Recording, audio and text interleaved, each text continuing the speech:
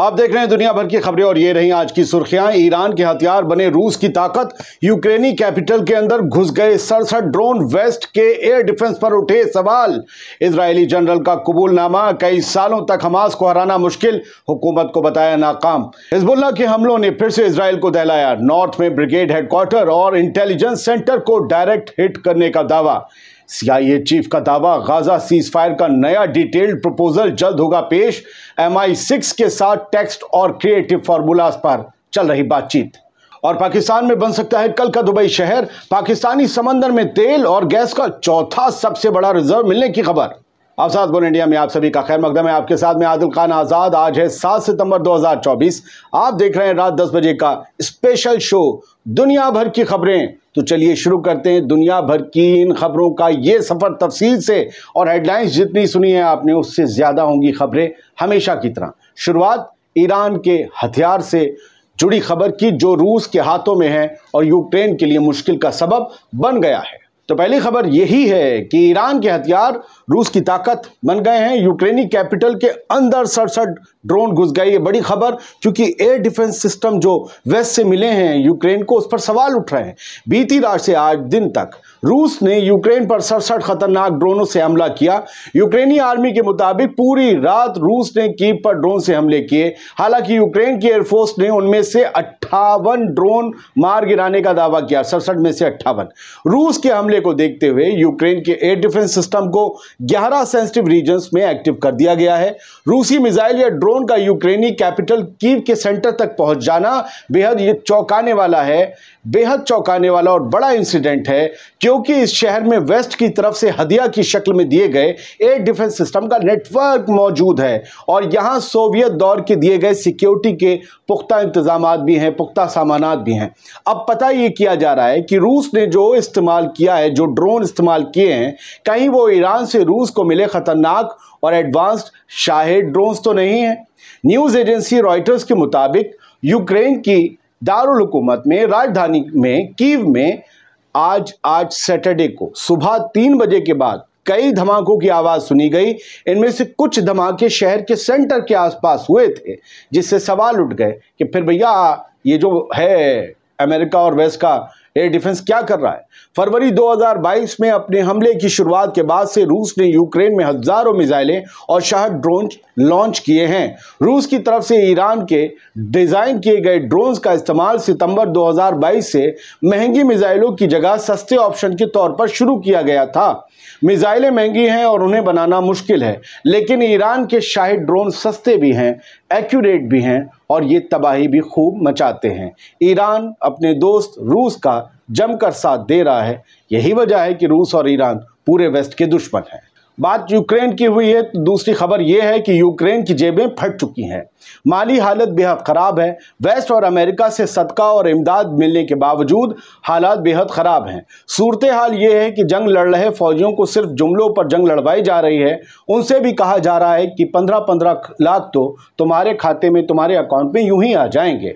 खैर दोस्तों, खबर यह है कि यूक्रेन का खजाना खाली हो चुका है और वो अपने फौजियों को सितंबर की सैलरी तक देने के लिए बाकी ममालिक से मदद मांग रहा है, जो उसके दोस्त हैं, जैसे अमेरिका और यूरोप के कुछ मुल्क।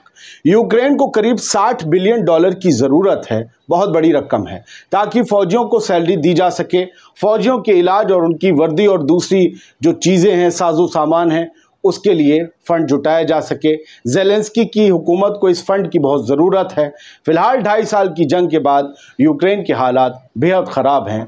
जंग किसी के भी हालात ख़राब कर देती है, भले पीछे कोई भी खड़ा हो। बात पड़ोसी मुल्क पाकिस्तान की, जिसके अच्छे दिन आ सकते हैं। समंदर में मिला तेल और गैस का खजाना उसे बहुत अमीर बना सकता है। दुनिया का चौथा सबसे बड़ा रिजर्व मिलने का दावा किया गया है यहाँ पर ऑयल और गैस का।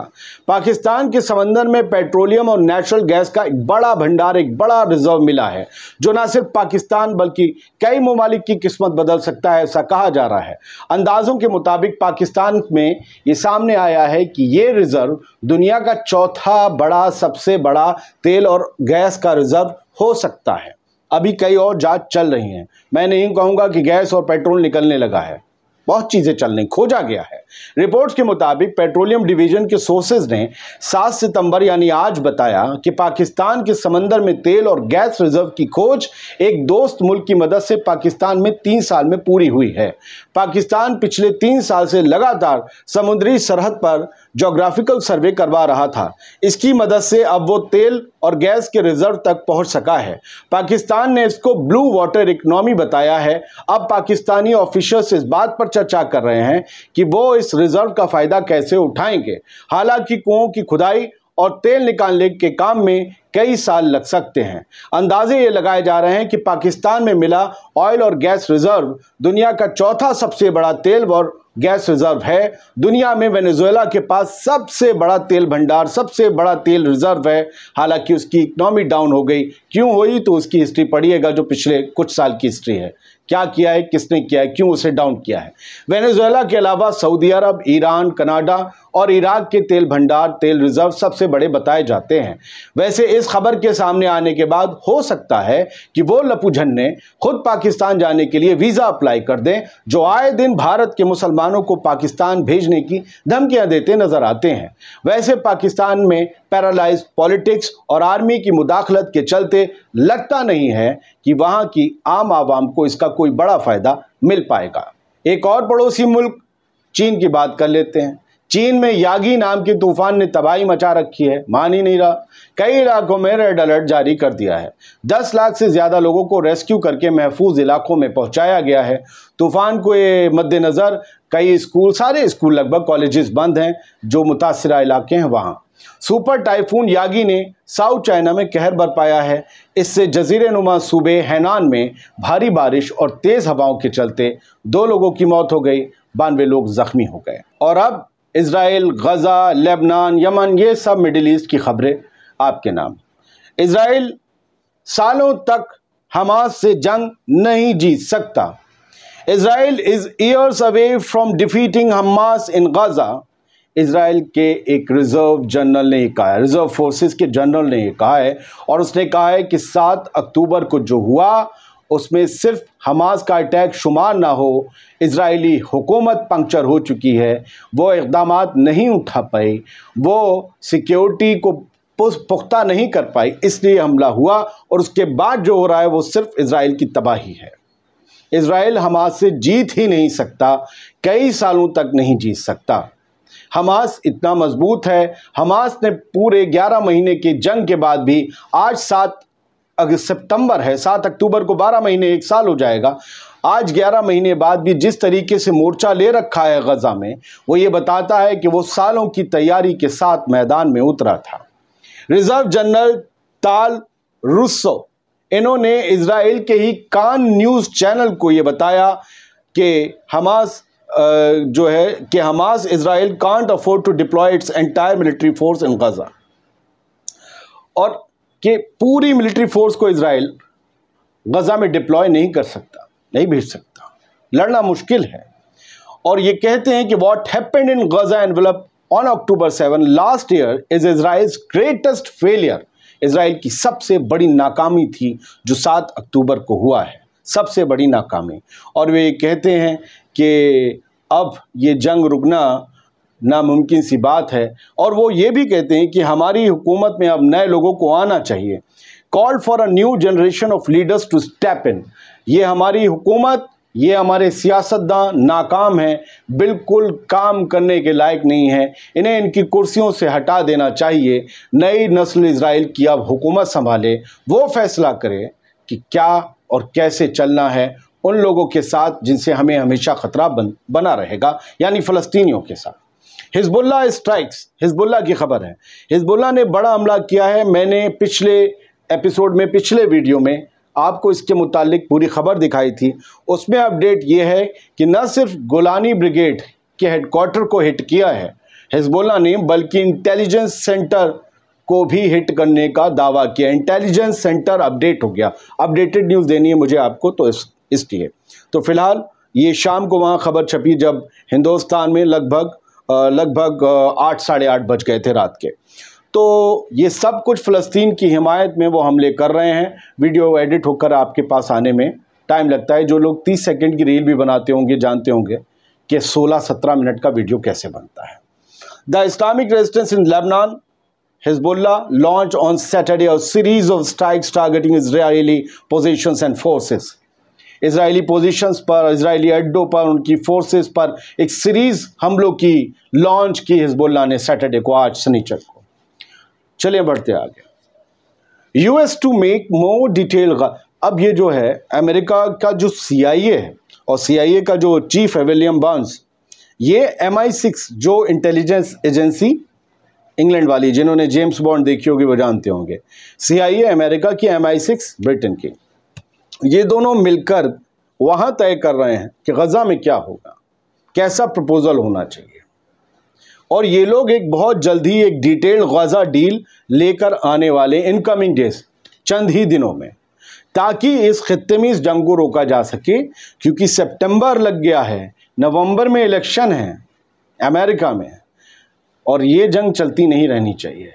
लिहाजा इस अगर कुछ हो गया, ज़्यादा बड़ा हो गया, क्योंकि बेंजामिन नेतन्याहू नाम का जो शख्स है, जो जीव है, वो मानेगा नहीं, तो अमेरिका को ये खदशा है कि उसका नुकसान सेकुलर वोटर्स का उठाना पड़ेगा उन्हें चुनाव में, इलेक्शन, और वो वोट नहीं करेंगे तो बहुत आसान हो सकती है राह डोनाल्ड ट्रंप की। खैर, एक बहुत कॉम्प्रिहेंसिव प्रपोजल तैयार किया जा रहा है इजराइल और हमास के बीच जंगबंदी के लिए। CIA डायरेक्टर विलियम बर्न्स इसमें लगे हुए हैं, और इसमें एक चीज़ लिखी, text, he said there is ongoing work on text and creative formulas. अब ये टेक्स्ट और क्रिएटिव फार्मूलाज होंगे क्या, कैसे बनाया जाएगा? कोई फार्मूला ऐसा होगा कि इतने दिन के लिए आप बाहर चले जाओ, फिर आ जाना फिलाडेल्फी पर, अच्छा आप करो, आप इतने दिन रुक जाओ, लेकिन इसके बाद आपको निकलना होगा। इजराइल से कहा जाएगा क्या, या पहले वाली बात हमास से कही जाएगी? कौन अग्री होगा, ये कौन तय करेगा? इसी मुतालिक जो खबर टाइम्स ऑफ इजराइल ने दी है, उसकी हेडलाइन कहती है, CIA MI6 chiefs urge truce hostage deal, Burns call for hard political compromises. Burns ने, विलियम बर्न्स CIA का जो हेड है, चीफ है, वो ये कहता है कि हार्ड पॉलिटिकल कंप्रोमाइजेस, मतलब यूँ कहिए कि ऐसे पॉलिटिकल समझौतों के लिए आपको तैयार रहना होगा जिसके लिए आप अमूमन तैयार नहीं होते हैं। क्या ये बात इजराइल से कही जा रही है या हमास की पॉलिटिकल विंग से कही जा रही है? पॉलिटिकल कंप्रोमाइजेस किसे करने होंगे, देखते हैं। फिलहाल तो ये लोग जल्द ही जल्द CIA और MI6 ट्रूस होस्टेज डील, मतलब ट्रूस मतलब जंगबंदी, और होस्टेज डील कैदियों की अदला बदली, इसको लेकर जल्द ही प्रपोजल ला सकते हैं। International airlines extend flight suspension to और फ्रॉम इजराइल। इजराइल आने और जाने वाली इंटरनेशनल फ़्लाइट्स को अभी और मुलतवी किया जा रहा है, एक्सटेंड कर दिया है इंटरनेशनल एयरलाइंस ने कि भाई इजराइल मत जाना, वो तो कभी उधर का ड्रोन आता है, कभी इधर का रॉकेट आता है, कहाँ जा रहे हो? तो ये British low cost carrier EasyJet जो है नाम की कंपनी, उसने, कम बजट वाली है, इसने कहा है कि इजराइल जाना आना नहीं है। 29 मार्च 2025 तक तमाम अपनी फ़्लाइट्स इजराइल जाने आने वाली उन्होंने सस्पेंड कर दी हैं। कितना बड़ा घाटा है, नहीं आएंगे एयरपोर्ट पर, चुंगी नहीं, पेट्रोल नहीं डलेगा, जो एयरपोर्ट पे भी डलता है उसका भी बड़ा पैसा वसूला जाता है, फिर कस्टम ड्यूटी होती है, इंटरनेशनल ड्यूटी होती है, फिर उससे आते हैं टूरिस्ट, सामान बिकते हैं, सब ठप पड़ा हुआ है। अच्छी बात थोड़ी ना है जंग लड़नी, लेकिन ठीक है, नेतन्याहू कह रहे हैं जीतेंगे जीतेंगे, दुनिया देख रही है आप कैसे जीत रहे हैं। कुछ न्यूज़ नेटवर्क ने जो ग्राफिक पेश किए मैं उसे पढ़ देता हूँ। 337 दिन गज़ा पर हमले को हो चुके हैं, और 337 दिन के इस जेनोसाइड, इसे नाम दिया है कुछ न्यूज़ नेटवर्क ने, कि इस कत्लेआम के, इस नरसंहार के 337 दिन हो चुके हैं। अब हो क्या रहा है? श्रिंकिंग सेफ जोन्स के इलाके सिकुड़ते चले जा रहे हैं, कम होता चला जा रहा है, ज़्यादातर जगह मिलिट्री है और वो हमले कर रही है, सेफ जोन बहुत कम रह गए हैं। मुख्तसर से नॉन स्टॉप शेलिंग, लगातार बमबारी हो रही है गज़ा में, डेलिब्रेट स्टार्वेशन, भूखमरी बहुत ज़्यादा है, बच्चे, औरतें, बुज़ुर्ग, नौजवान सब भूख से जूझ रहे हैं। रिस्ट्रिक्शन ऑन एड्स, जो एड आती है गज़ा में उस पर पाबंदियाँ हैं, ट्रक्स आने नहीं दिए जा रहे, बहुत कम आ पाते हैं।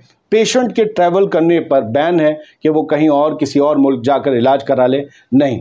बैन ऑन हाइजीनिक मटेरियल, साफ़ सफाई के, चाहे वो मेडिकल इंस्ट्रूमेंट्स हों, चाहे वो औरतों के काम आने वाली चीज़ें हों, या बच्चों के लिए डायपर्स वगैरह हों, इन सब के हाइजीन मटेरियल्स पर भी बैन है आने। ये सब कुछ हो रहा है, ये हाल ग़ज़ा है। उम्मीद करता हूँ कि आपको मेरी कोशिश पसंद आई होगी। जो भी खबर अच्छी लगे उस पर आप खबर के उस पर कमेंट किया करें तो मैं समझ जाऊंगा कभी जवाब देना। अब तो मैंने जवाब देना बंद कर दिया है। खैर, खुश रहिए, सलामत रहिए।